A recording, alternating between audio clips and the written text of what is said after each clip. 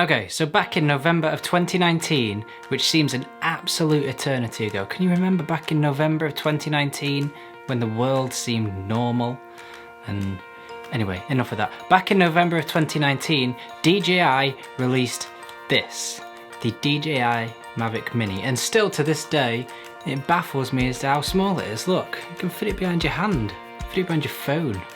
It's tiny, but in a world of fast-moving tech where things are outdated within a few months of being released, there's new phones, new drones, new laptops, and everything is getting outdated so quickly, is this little guy still relevant at the end of 2020 and into next year? So I thought I'd make a video about it because, yeah, I love it. So let's get into it.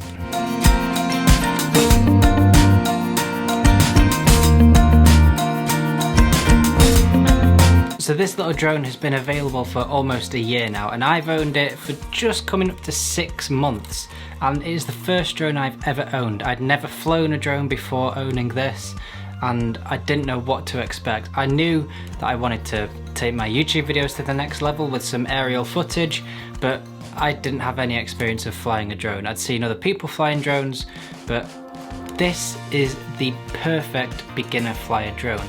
Is it still relevant in 2020 and going ahead into next year? The answer for me is yes. Yes, there's never been a better time to own this thing. It is the perfect little drone, and I'm gonna get into a few reasons why.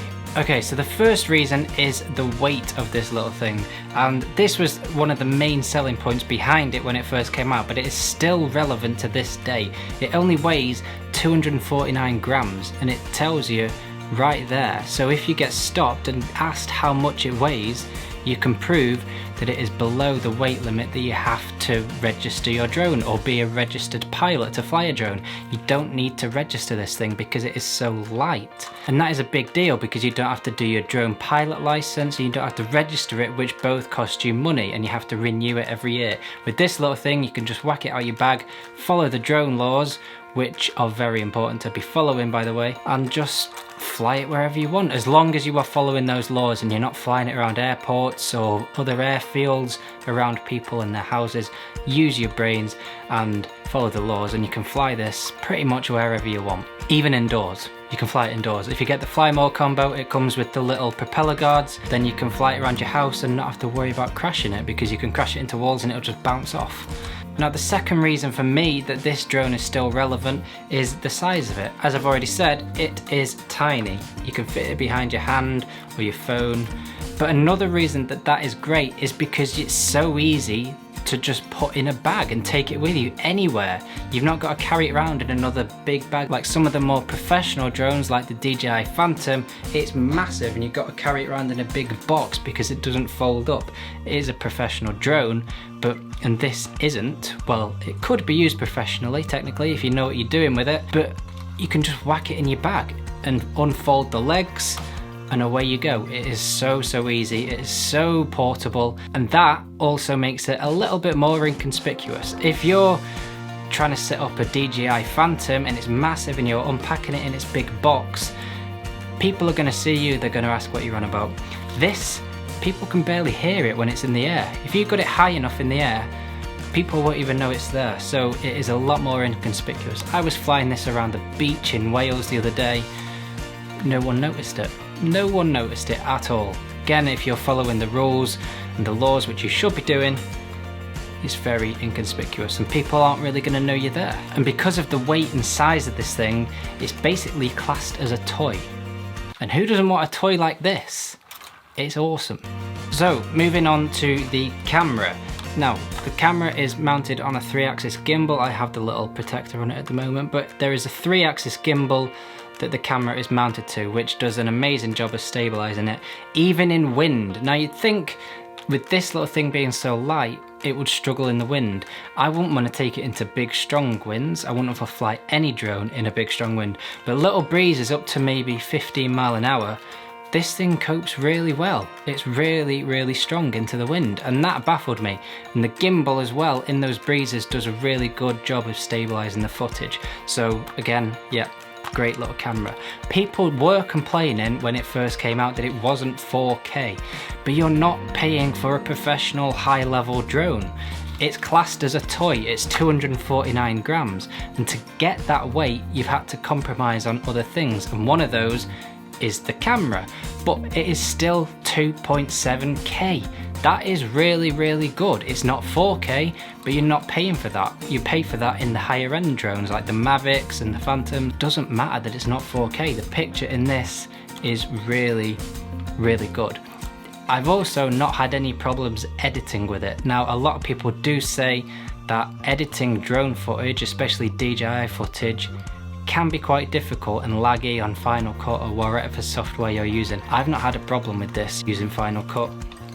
Really good footage to edit, and it looks great straight out the camera. You can shoot up to 60 frames a second in 1080 and 30 frames in 2.7K, I think, but I use 25 because all of my footage is filmed in 25.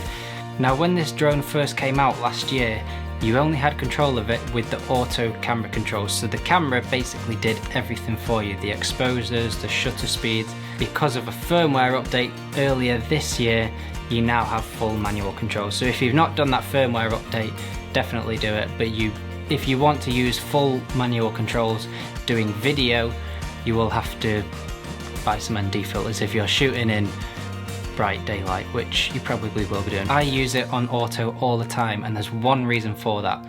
I've not got the ND filters that can go with this, because when you are shooting video, if you know about the 180-degree rule, you want your shutter speed to be double your frame rate. So if you are shooting in 25 frames a second, you want your shutter speed to be 50 frames a second, and then you get your nice, smooth, natural motion blur, a bit like this. When you are shooting in manual on this and you set your shutter speed to 50, because there is no aperture control on this camera, it is stuck at a fixed aperture. I'm not sure what the aperture is. If you're shooting 25 frames a second, 50 frames a second shutter speed, it's going to be way too blown out, because usually when you're flying these, it is middle of the day in bright sunshine. But I shoot most of my stuff in auto because of that reason. I've not got the ND filters. It does a great job, it really does. For photography, really good. You have full control because you can change your shutter speed. If it's a bit bright, you can speed up your shutter speed and you're not going to have a problem. It does only shoot JPEGs when you are doing photography, but again, it's a base level drone. It's one of the cheapest there is. If you want to shoot RAW or in a log profile when you're doing video, you need to get a higher end drone. You need to be looking at the Mavic Airs, the Mavic Pros, the Phantoms. Don't be worried about JPEGs with this because they are still really, really good quality. You can get some brilliant shots with these. So yeah, I absolutely love this drone. I'm so glad I got it and got into flying drones. It even survives crashes. I nearly crashed this into a canal. It got caught in a tree hanging over the canal. Granted, very lucky it didn't fall into the water, but I've not had a problem with it since. There's a couple of little scratches on it, and that is the only little damage it had from its little crash. It might feel a bit flimsy because it's so light, but it is brilliant. I've not had a problem with it. It still flies perfectly after a couple of little bashes, and yeah, great little drone. Definitely very good for beginners like myself, learning how to fly drones, learning about the whole drone world. Highly recommend it. So yeah, first 6 months with the DJI MAVIC Mini. Very impressed, and I can't wait to carry on shooting more stuff with it, and who knows what will happen with drones in the future, because if this is now in 2020, they're this small and they're this capable, what are they going to look like in 5, 10, 20 years? If we're still allowed to fly them by then, because who knows. But yeah, very impressive drone. I absolutely love it. So yeah, that's it for this video. If you like what you see, click subscribe down below, come and be a part of this community, and I shall see you in another video.